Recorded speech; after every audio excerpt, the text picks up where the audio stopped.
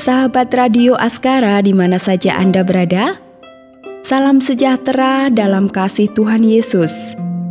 Saya Lina Puspitaningsih kembali menjumpai Anda dalam acara Kata dan Nada, mengurai makna, melukis rasa. Dalam edisi Kata dan Nada hari ini, kita akan meneruskan perenungan kita atas doa Bapa Kami yang diajarkan Tuhan Yesus. Dan kali ini kita sampai pada seruan yang kedua yang berbunyi, "Dikuduskanlah namamu." Dan sebagaimana biasa, Pendeta Freddy Makitan akan menolong kita menjelaskan makna dan pesan di balik seruan yang cukup pendek ini. Oke, agar tidak membuang-buang waktu, saya mengajak Anda untuk segera saja mengikuti uraian yang sederhana berikut ini.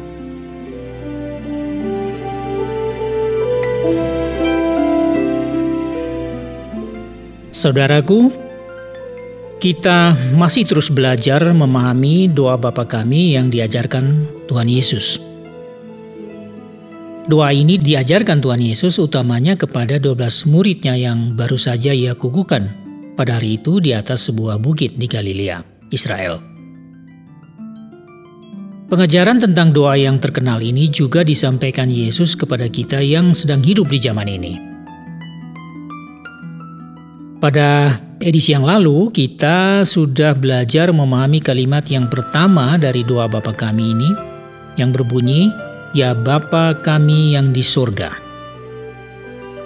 Dan kita sudah mengerti mengapa pada awal doa, Yesus ingin kita memulainya dengan memanggil Bapa kepada Allah Sang Pencipta. Nah, pada kesempatan ini kita akan memperhatikan frasa yang kedua dalam doa Bapa Kami itu. Frasa ini berbunyi, "Dikuduskanlah namamu." Frasa ini sebenarnya merupakan kelanjutan dari kalimat atau seruan "Ya Bapa Kami yang di sorga" yang kita bicarakan kemarin. Saudaraku, Allah Bapa memang kudus adanya. Kekudusan adalah hakikat Allah. Jadi, perkataan "dikuduskanlah namamu" atau "dikuduskanlah nama Allah" berarti suatu pengakuan tentang kekudusan Allah. Dikuduskan juga berarti dimuliakan. Jadi, secara singkat kita berseru kepada Allah, Bapa yang kudus dan mulia, yang sedang kita muliakan dalam doa kita. Sebagai orang yang beriman kepada Tuhan Yesus Kristus, setiap pendoa memiliki status dan hak yang disebut sebagai anak-anak dari Allah Bapa yang adalah kudus dan mulia.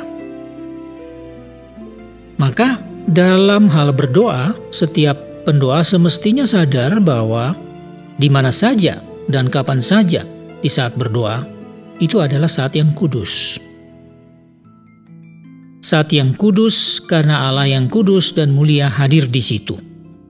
Dalam ruang tertutup ataupun terbuka. Di waktu siang ataupun malam. Di ruang kerja atau di kamar tidur. Di kebun atau di sungai. Di tepi pantai ataupun di padang gurun. Di puncak bukit ataupun di dalam lembah. Di dalam perjalanan atau di pembaringan.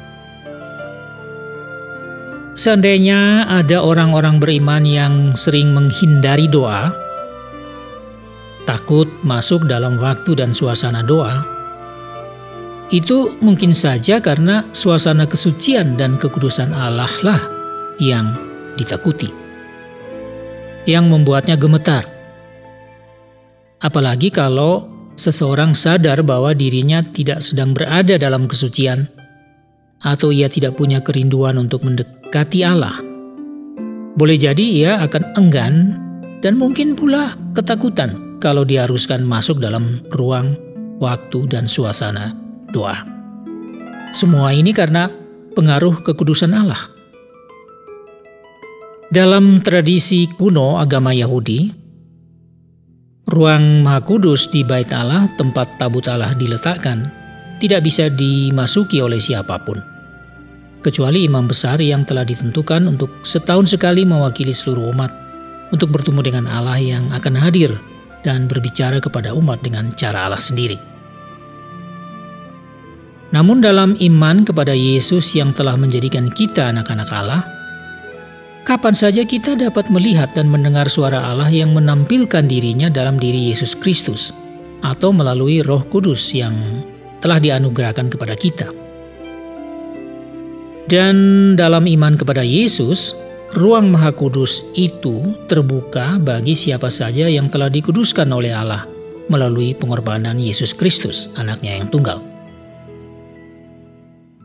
Dalam tradisi kuno agama Yahudi, orang yang menyentuh tabut Allah atau tabut perjanjian akan langsung mati. Namun di dalam iman kepada Yesus, orang yang menyentuh jumbai jubah Yesus justru memperoleh kesembuhan pada saat itu juga. Perhatikan cerita dalam kitab Injil Lukas pasal 8 ayat 43-48. Dan di zaman kita ini, di dalam iman dan di dalam roh, kita dapat bergaul dan berkomunikasi dengan Allah secara bebas. Nah, di dalam doa Bapa kami, Yesus mengajarkan kita untuk hadir dalam kesucian di hadapan Allah yang kudus. Kesucian kita adalah suatu kesadaran dalam pikiran dan hati. Kesadaran apa itu? Pertama, bahwa kita sudah berstatus sebagai anak-anak Allah yang disucikan oleh pengorbanan darah Yesus Kristus. Maka kita dilayakkan untuk datang ke hadirat Allah. Kedua, bahwa diri kita yang masih hidup dalam tubuh manusiawi ini pada dasarnya masih lemah dan tak berdaya, dan masih dapat berbuat dosa. Karena itu kita sangat bergantung kepada anugerah Allah untuk memungkinkan kita tetap dapat hidup sesuai kehendak Allah. Lalu, dalam kemiskinan dan kehampaan diri, kita datang mengemis belas kasihan dan pertolongan Tuhan Allah sebagai Bapa. Jadi, kekudusan dan kemuliaan Allah memang bukan saja menantang orang berdosa yang tinggi hati dan menjauhkan diri dari Tuhan, tetapi juga bagaikan magnet kasih ilahi, menarik setiap orang yang rendah hati dan membutuhkan pengampunan dan pertolongan agar mereka datang kepada Allah. Kekudusan dan kemuliaan Allah juga memungkinkan adanya kerinduan orang-orang beriman atau kerinduan anak-anak Allah untuk menjalani hidup suci dalam seluruh kehidupannya di hadapan Allah. Wah sahabat, mengagumkan bukan? Menguduskan atau memuliakan Allah adalah bagian atau unsur yang sangat penting di dalam doa-doa kita. Dalam doa, kita berada di hadirat Allah yang Maha Kudus. Saya yakin kita semua diberkati lewat uraian yang mencerahkan ini. Nah sahabat, sudah waktunya untuk kita mengakhiri pertemuan hari ini. Dan sebuah lagu rohani yang berjudul Doa Bapa Kami disampaikan oleh Angel Peters akan juga menguatkan kita semua. Selamat menikmati. Akhirnya saya mengucapkan terima kasih atas perhatian Anda, dan saya Lina Puspitaningsih mohon diri untuk berjumpa lagi pada edisi berikutnya. Kata dan nada. Bless you all. Bapa kami yang di surga, dikuduskanlah namamu.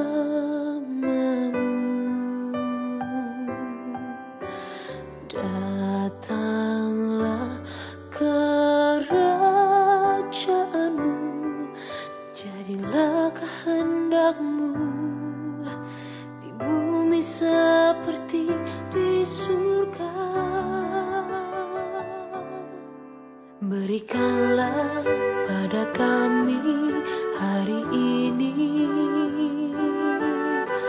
makanan kami yang secukupnya. Ampunilah akan kesalahan kami, seperti kami pun mengampuni orang yang bersalah kepada kami. Jangan